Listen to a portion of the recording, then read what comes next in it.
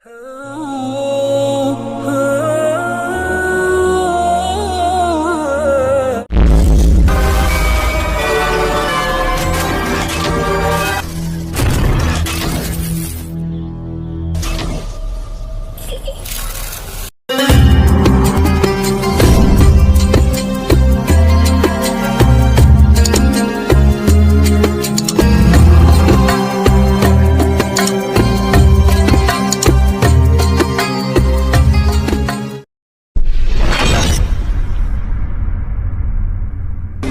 الله الرحمن الرحيم.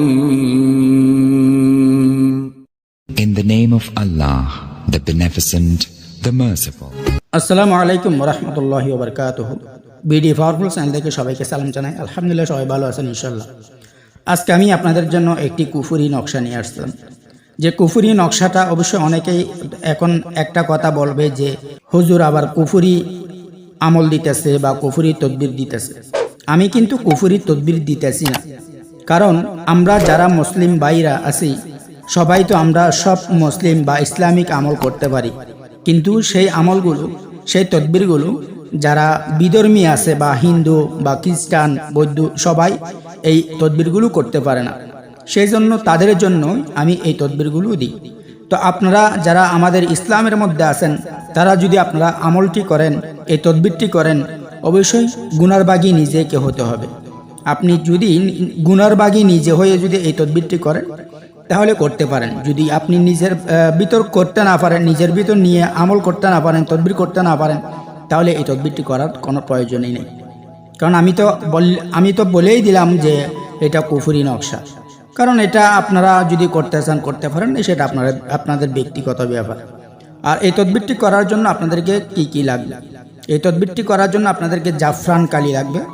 তো আমি একটা স্ক্রিনে নকশা দেখাইতেছি, সেই নকশাটা আপনারা ভালো করে দেখেন। সেই নকশাটা আপনারা ভালো করে দেখেন, ভালো করে দেখেই স্পষ্ট করে এরপর আপনারা লিখবেন।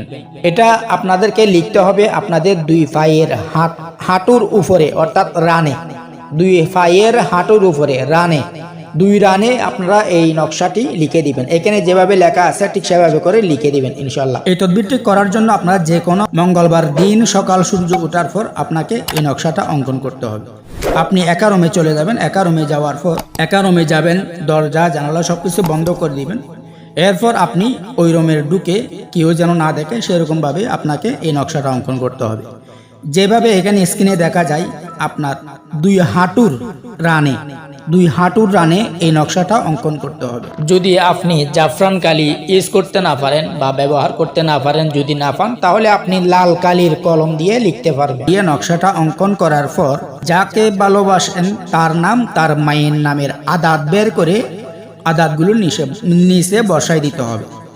আপনি নামের আদাত যদি বের করতে না পারেন তাহলে আমার ইমো বা হোয়াটসঅ্যাপের নাম ঠিকানা পাঠিয়ে দিয়ে আপনি আদাত বের করে নিতে পারেন, সমস্যা নাই। এবং কি নামের আদাত বসাই দেওয়ার পর এভাবে করে যখন বসাই দিবেন তখন এরপর আপনার কাজ শেষ। এরপর থেকে আপনি ইনশাআল্লাহ যাকে ভালোবাসেন তার সামনে যাবেন, তার সামনে যেয়ে আপনি ওই রানের মধ্যে ডান হাত দিয়ে একটু ঘষা দিবেন। একটু ঘষা দেওয়ার পর ওর শরীরে হাত বুলাই দিবেন। ওর শরীরে হাত বুলাই দেওয়ার পর ইনশাআল্লাহ আল্লাহ তাআলার রহমতে কিছুদিনের মধ্যেই আপনার বসে চলে আসবে খুব দ্রুত ইনশাআল্লাহ। এই ছোট্ট ভিডিওটা আপনাদের অবশ্যই উপকারে আসবে। আর উপকার আসে থাকলে অবশ্যই আমার চ্যানেলটি সাবস্ক্রাইব করে রাখবেন, আর অবশ্যই একটি করে লাইক করে দিবেন প্রত্যেক ভিডিওতেই। আল্লাহ তাআলা যেন আপনাদেরকে এই আমল করার তৌফিক দান করুক, সবাইকে বুঝ জ্ঞান দান করুক। আমিন সুম্মা আমিন। আসসালামু আলাইকুম ওয়া রাহমাতুল্লাহি ওয়া বারাকাতুহু। জাযাকাল্লাহু খাইরান।